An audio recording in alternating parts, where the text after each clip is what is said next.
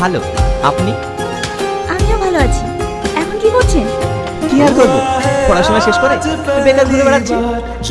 দেশে তো কোনো চাকরি বাকরি নেই, সাধারণ জনগণের কথা ভাবতে তো সরকার ভুলে গিয়েছে।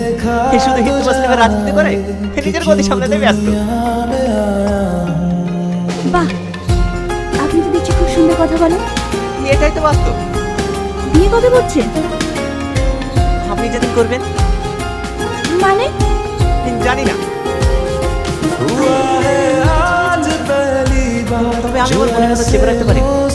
আপনাকে একটা কথা বলবো? হ্যাঁ বলুন। আজ না, অন্যদিন বলি। আচ্ছা, ঠিক আছে।